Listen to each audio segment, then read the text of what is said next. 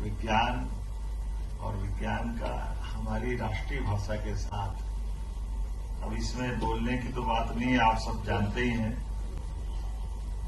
खास करके विज्ञान भारती ये बहुत अच्छा अनूठा काम कर रही है वर्षों से। जोरदार अभिनंदन करें विज्ञान भारती का।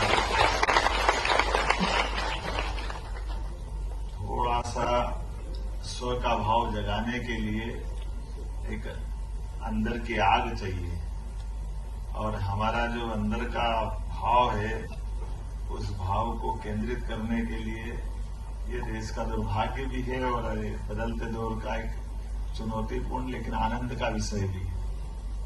देश के अंदर हम अपनी इस गुलामी की अवस्था के लंबे काल से निकल कर गए हैं। गुलामी ने हमारे बहुत सारे अंदर के गुणों को ऊपर कहने का असर डाल करके हमको अपने को पहचानने के लिए भी कष्ट खड़ा कर दिया, और उसी में और आने लगे, वही परेशानी आने लगी। कई बार मजाक दूसरा कोई नहीं बनाता, हम में से ही बनाते हैं, हम में से ही एहसास कराते जो नहीं हो सकता।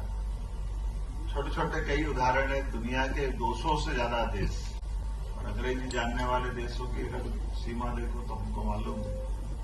लेकिन ये बड़ा सौभाग्य की बात है कि कोई बात नहीं, बीती ताई विसार दे आगे की सुन ले, समय चला गया, लेकिन आज बदलते दौर में स्थापित हो रहे हैं।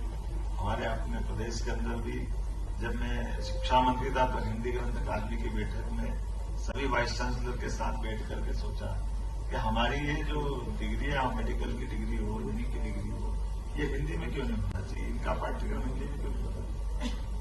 और ये मुझे अच्छा भी लगा कि उस समय के कभी जिनको कुलपति कहा जाता था वो सब ग्रंथ अकादमी में आते थे। अब जिनको हमने कुलगुरु कहा, कुलगुरु का आनंद कितना आता, कितना जमीन आसमान का अंतर है, उस मानसिकता का ही फर्क है ना, कुलगुरु और कुलपति में जो कहते हैं। मैं जब शिक्षा मंत्री था इंदौर के यूनिवर्सिटी के कैंपस में गया, प्रोफेसर गणु जैन अभी भी माननीय कुलगुरु है, मैं उनसे मिला, संयोग से उनके पति मिले और उन्होंने कहा कि आपका मेरा परिचय, तो मैंने बताइए सर क्या है, मैं आपके कुलपति का पति हूं, अब आप बताओ मेरी क्या हालत है। वो उन्होंने कोई अहंकार में नहीं बोला, लेकिन वो यथार्थ भी था। लेकिन भाषा का क्या बोला गया, उसका असर कैसा होता, ये उत्तेजन के लिए उस समय के लिए पर्याप्त होने के लिए ये नहीं चलेगा। फिर हमने तो खोजबीन करी तो हमको बताया गया कि कुलगुरु रख सकते, तो मेरी सच्ची क्या बात है। तो कुलगुरु अब कुलपति की बजाय कुलगुरु कहते, और कुलगुरु करते ही हमको उसका एकदम से कैसा अर्थ बदलता। और जब कुलगुरु कहा तो ये भी एक संकट था। हमारे यहाँ ये आजादी के बाद कुछ चीजें अच्छी हुई, लेकिन कुछ परंपरा अटपटी भी खड़ी हो गई। शिक्षक दिवस होना, डॉक्टर सर्वपल्ली राधाकृष्णन जी की स्मृति में अच्छी बात है, लेकिन गुरु पूर्णिमा हमारे त्योहारों को मनाने के लिए बड़ा संकोच होता है। गुरु जी कहते कहते वो राजनीति में भी थोड़ा गड़बड़ हो ही जाता है कि शिक्षक लगाए और कुछ अंशकालिक लगा दिए तो उनका नाम गुरु जी कर दिया। तो गुरु जी में कौन गुरु पूर्णिमा में आएगा, ये बड़ा संकट है। उच्च शिक्षा वाले बोले हम नहीं आते, ये शिक्षकों पे जाएंगे, शिक्षक के पास जाओ तो वो कुछ और बात बता दे, ये बड़ा मुश्किल है।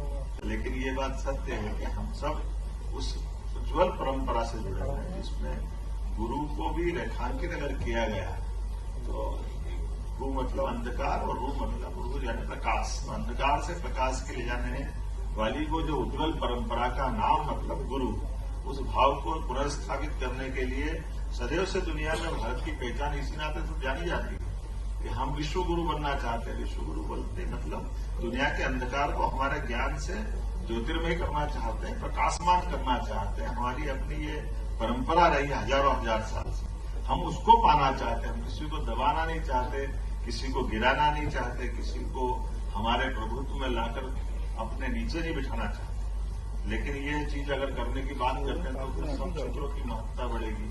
और जब सब क्षेत्रों में जाएंगे तो सबसे पहले विज्ञान ही आता है। अब विज्ञान के अंदर हमारी भी कठिनाई है, पढ़ करके कागज की डिग्री मिलती थी, डिग्री मिलती भी है, पढ़ाई भी होती है, लेकिन ये भी बात दिल से अपन जानते हैं कि जितनी भाषा को अपने स्वभाषा में समझ सकते हैं, उस स्वभाषा को जैसे ही अगर देशी भाषा के बजाय विदेशी भाषा में गए तो उस चीज का कहां से कहां अर्थ निकल जाता है, उसमें भूलने की जरूरत नहीं। प्रतिभाओं की कमी नहीं, केवल हम इस तरह का माहौल बनाए। मैं तो विज्ञान भारती से ये भी कहना चाहूंगा, आज के इस विज्ञान के हिंदी सम्मेलन में आपने हिंदी को प्रोत्साहन देकर के जो विज्ञान के लिए एक नया अनुकूल माहौल बनाया, आपको बधाई भी देना चाहूंगा कि आपने